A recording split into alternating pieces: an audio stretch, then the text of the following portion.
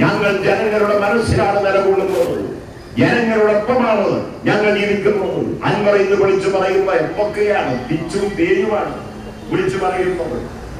അദ്ദേഹത്തെ ചിലരെല്ലാം അഭിപ്രായപ്പെട്ടിട്ടുണ്ട്, നല്ല ഐക്യമനുഷ്യർക്ക് നിയമമാക്കണമെന്ന്. ശരിയാണെന്ന് അദ്ദേഹത്തിന്റെ കോപ്രായങ്ങൾ കാണുമ്പോൾ പലരും സംശയം പ്രകടിപ്പിക്കുന്നുണ്ട്, ശരിയാണെന്ന് അഭിപ്രായങ്ങൾ നടത്തുന്നുണ്ട്. അതൊക്കെ വേറെ കാര്യം. എന്തുമാവട്ടെ, എന്തൊക്കെയാ വിളിച്ചു പറയുന്നത്?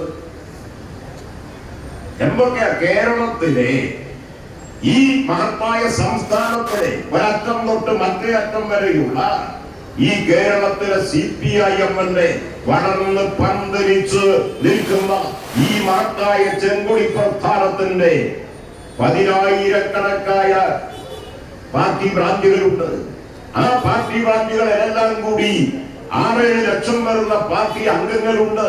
സമർപ്പിതമായി ഈ പ്രസ്ഥാനത്തിന് വേണ്ടി പ്രവർത്തിക്കുന്ന ലക്ഷോപലക്ഷം വരുന്ന പാർട്ടി അംഗങ്ങളുണ്ട്. 40,000-ഓളം പാർട്ടി ബ്രാഞ്ചുകളുണ്ട്. 38,000-ലധികം പാർട്ടി ബ്രാഞ്ചുകളുണ്ട്. 1000-കണക്കായ ലോക്കൽ കമ്മിറ്റികളുണ്ട്.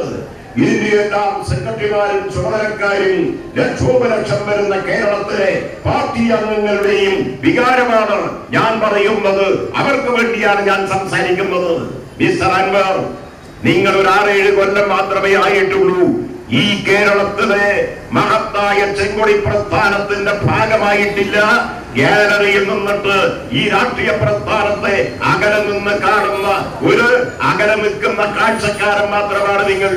പച്ചയായി ഈ നാട്ടിലെ ജനങ്ങളെ സാക്ഷി നിർത്തി, ഈ മഹത്തായ പ്രസ്ഥാനത്തിന്റെ ചരിത്രാനുഭവങ്ങളെ സാക്ഷി നിർത്തി ഞങ്ങൾ പരസ്യമായി പറയുന്നു, ഈ കേരളത്തിലെ ലക്ഷക്കണക്കായ പാർട്ടി അംഗങ്ങളുടെ, പാർട്ടിയുടെ 10,000-കണക്കായ ഘടകങ്ങളുടെ ഉത്തരവാദപ്പെട്ട ചുമതലക്കാരായ പ്രവർത്തകരും നേതാക്കന്മാരുമായ ആളുകൾക്ക് വേണ്ടി സംസാരിക്കാൻ അൻവർ എന്ന് പറയുന്ന ഈ ആളെ ഈ കേരളത്തിലെ കമ്മ്യൂണിസ്റ്റ് പ്രസ്ഥാനം ചുമതലപ്പെടുത്തിയിട്ടില്ല.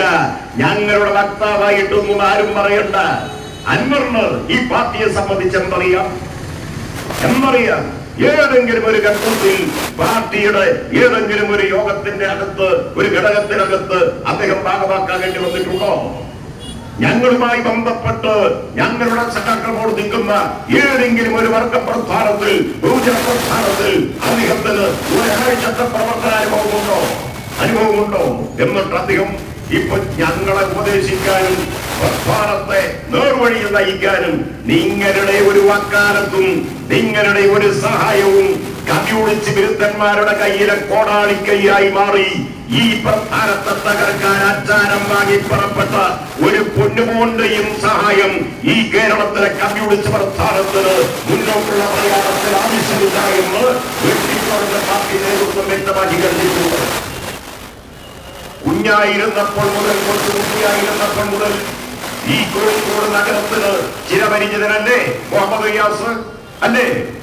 ഈ കോഴിക്കോടിന്റെ തെരുവോരങ്ങളിലൂടെ 12-13 വയസ്സുള്ളപ്പോൾ മുതൽ വിദ്യാർത്ഥി പ്രസ്ഥാനത്തിന്റെ SFI പ്രസ്ഥാനത്തിന്റെ ഉശിരനായ പ്രവർത്തകനായി ഈ തെരുവോരങ്ങളിലൂടെ സമരം നയിച്ച് സമരങ്ങളിൽ പങ്കാളികളായി പോലീസിന്റെ അടിയേറ്റുവാങ്ങി എല്ലാ സമരമുഖങ്ങളിലും ഉശിരോടെ വിദ്യാർത്ഥി പ്രസ്ഥാനത്തിന്റെ ഭാഗമായി നേതൃത്വം നൽകി അനുഭവ സമ്പത്താർജിച്ച ഒരു കുട്ടിക്കാലത്തെ അനുഭവ സമ്പത്താർജിച്ച ഒരു വിദ്യാർത്ഥി നേതാവായിരുന്നില്ലേ PA മുഹമ്മദ് റിയാസ് എന്ന് പറയുന്ന കുട്ടി?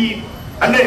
അതിനുശേഷം അദ്ദേഹം യുവജന പ്രസ്ഥാനത്തിന്റെ, എനിക്കോർമ്മയുണ്ട്, ഈ കോഴിക്കോട് നഗരത്തിൽ കോഴിക്കോട് DYFIയുടെ യൂണിറ്റ് സെക്രട്ടറിയായി, കോഴിക്കോട് ടൗൺ മേഖലാ കമ്മിറ്റിയുടെ വില്ലേജ് കമ്മിറ്റിയുടെ സെക്രട്ടറിയും പ്രസിഡന്റുമായി, കോഴിക്കോട് ബ്ലോക്ക് കമ്മിറ്റിയുടെ പ്രസിഡന്റും സെക്രട്ടറിയുമായി, കോഴിക്കോട് ജില്ലാ കമ്മിറ്റിയുടെ പ്രസിഡന്റായി, സെക്രട്ടറിയായി, സംസ്ഥാന നേതൃത്വത്തിലേക്ക് ഉയർന്നു. DYFIയുടെ അഖിലേന്ത്യാ പ്രസിഡന്റായി, ദേശീയ പ്രസിഡന്റായി. ഇതൊക്കെ പിണറായിയുടെ മകളെ വിവാഹം കഴിക്കുന്നതിന് മുമ്പ് മുഹമ്മദ് റിയാസിന്റെ ജീവിതത്തിലെ അനുഭവങ്ങളാണ്, പ്രവർത്തന അനുഭവങ്ങളാണ്, അല്ലെങ്കിൽ പ്രവർത്തനത്തിന്റെ ഭാഗമായുള്ള കാര്യങ്ങളാണ്. ഇത് മാത്രമാണോ? മന്ത്രിയായതിനെ കുറിച്ച് പറയുന്നു. മുഹമ്മദ് റിയാസിന്റെ ചരിത്രം അറിയാമോ? മുഹമ്മദ് റിയാസ് വളരെ ചെറുപ്പത്തിൽ CPIM ഈ കോഴിക്കോട് കോർപ്പറേഷനിലേക്ക് കോട്ടപ്പറമ്പിൽ വാങ്ങുന്നതാണ് എന്റെ ഓർമ്മ, അല്ലേ? മത്സരിപ്പിച്ചിട്ടുണ്ട്. ഈ കോഴിക്കോട് നഗര ഹൃദയത്തിൽ കോട്ടപ്പറമ്പ് വാർഡിൽ നിന്ന് കോഴിക്കോട് കോർപ്പറേഷനിലേക്ക് CPIM ഇടതുപക്ഷ ജനാധിപത്യ മുന്നണി മുഹമ്മദ് റിയാസിനെ മത്സരിപ്പിച്ചിട്ടുണ്ട്. അന്ന് പിണറായിയുടെ മുഖ്യമന്ത്രിയുടെ മകളെ കല്യാണം കഴിച്ചതിരുന്നോ?